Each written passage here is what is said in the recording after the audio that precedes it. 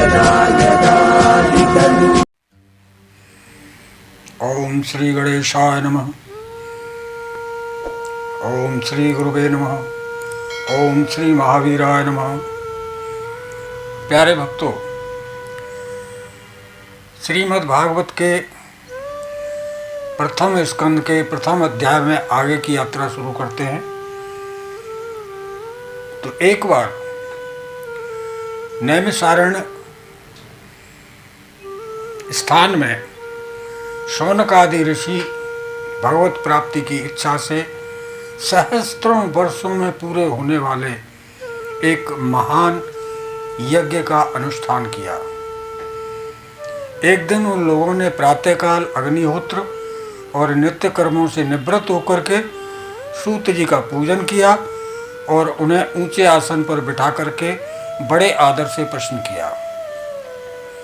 ऋषियों ने कहा कि हे सूत जी, आपने समस्त इतिहास, पुराण और धर्मशास्त्रों का विधि पूर्वक अध्ययन किया है और उनकी व्याख्या भी की है। बहुत अच्छी तरह से व्याख्या की है।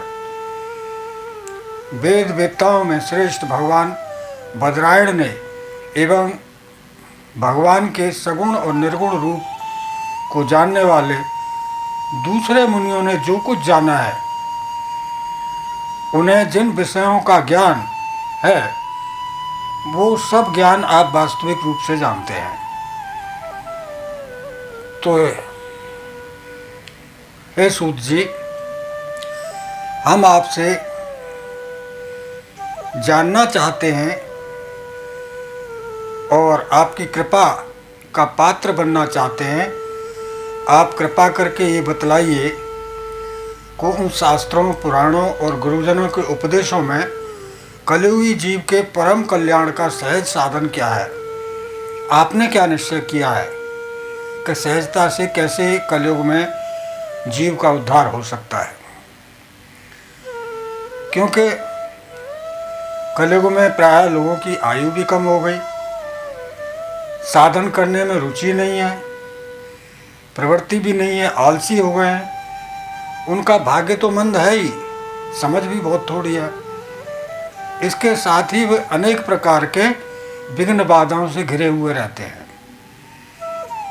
शास्त्र तो बहुत सारे हैं और उनमें एक निश्चित साधन का कोई विधान नहीं है। अनेक शास्त्रों में अनेक कर्मों का वर्णन आता है और शास्त्र इतने बड़े हैं कि उनका एक अंश सुनना भी बहुत मुश्किल है।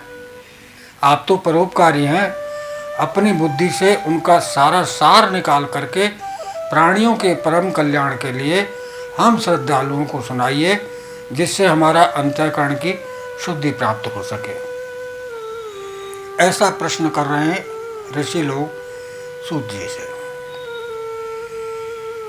और आप तो जानते ही हैं कि यदुवंशियों के रक्षक भक्त वत्सल भगवान श्री कृष्ण वसुदेव की धर्मपत्नी देवकी के गर्भ से क्या करने की इच्छा से अवतीर्ण हुए थे और हम उसे सुनना चाहते हैं।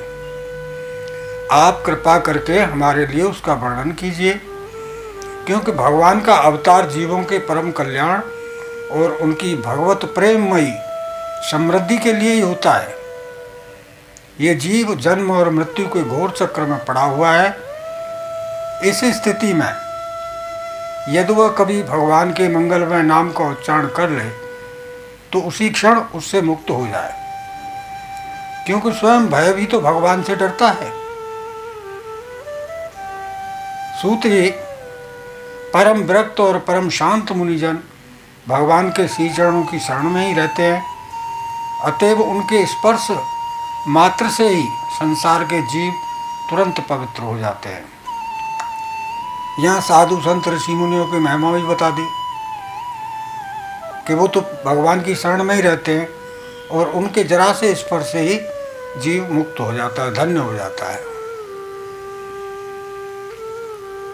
और भगवान की लीलाओं की तो कहना ही क्या, उनसे तो आत्मशुद्धि की इच्छा होती है, वो आत्मशुद्धि कर लेते हैं। भगवान तो लीला से ही अवतार धारण करते हैं नारद आदि महात्माओं ने उनके उदार कर्मों का गान किया है, वो सब भगवान के गान को हम सुनना चाहते हैं। आप हमसे वर्णन कीजिए। सर्वप्रथम प्रभु अपनी योग माया से स्वच्छंद लीला करते हैं। आप उन श्री हरि की मंगलमयी अवतार कथाओं का वर्णन कीजिए। पुण्यकीर्ति भगवान की लीला सुनने में हमें कभी भी तृप्ति नहीं हो सकती, क्योंकि रसज्ञ श्रोताओं को पद पद पर भगवान की लीलाओं में नए नए रस का अनुभव होता है। ऐसा ऋषिगण सूत जी से कह रहे हैं। और कह रहे हैं कि भगवान श्री कृष्ण अपने को छिपाए हुए हैं। वो तो ऐसा कर्म करते हैं जैसे कोई मनुष्य हो, साधारण मनुष्य हो। लेकिन उन्होंने बलराम जी के साथ ऐसी लीलाएं भी की हैं कि ऐसा पराक्रम प्रकट किया है जो मनुष्य नहीं कर सकता। किसी भी कीमत पर मनुष्य के बस की बात नहीं है। तो कलयुग को आया जान करके हम लोगों ने दीर्घकालीन सत्र का संकल्प करके हम यहाँ बैठे हैं श्री हरि की कथा सुनने के लिए। ये कलयुग अंतःकरण की पवित्रता और शक्ति का नाश करने वाला है। इससे पार पाना कठिन है।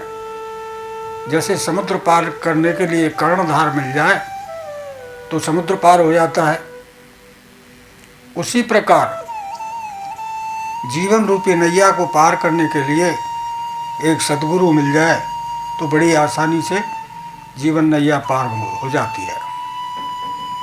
धर्म रक्षक योगेश्वर भगवान श्री कृष्ण के अपने परम धाम पधार जाने पर धर्म ने अब किसकी शरण ली है, ये भी हमें बताइए। इतनी चर्चा हुई है प्रथम अध्याय में, प्रथम स्कंद में, श्रीमद् भागवत का प्रथम स्कंद का प्रथम अध्याय में इतनी चर्चा हुई है। आगे फिर चर्चा करेंगे दूसरे वीडियो के माध्यम से, क्योंकि छोटी छोटी वीडियो देखना तो बड़ा मुश्किल हो रहा है। अगर वीडियो बड़ी हो जाती है तो फिर आप वैसे भी नहीं देख पाएंगे। और मेरा सिर्फ ध्येय ये है कि श्रीमद् भागवत की कथा के एक एक श्लोक के अर्थ से आप अवगत हो जाए।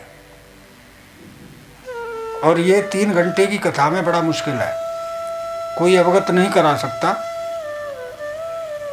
तो जिन लोगों को श्रीमद् भागवत कथा का ये पठन पाठन अच्छा लग रहा है तो उनके लिए बहुत बहुत धन्यवाद। और जो लोग पहली बार इस वीडियो पे आए तो चैनल को सब्सक्राइब कर लें और बेल बटन अवश्य दबाएं ताकि हर वीडियो का नोटिफिकेशन आपको सीधे सीधे प्राप्त हो सके। और लाइक कमेंट शेयर भी किया करें, इससे हमारा मनोबल बढ़ेगा। तो अनवरत रूप से ये श्रीमद् भागवत कथा यहाँ पर चलती रहे। आप सभी को मेरा प्यार भरा नमस्कार। जय जय श्री राधे।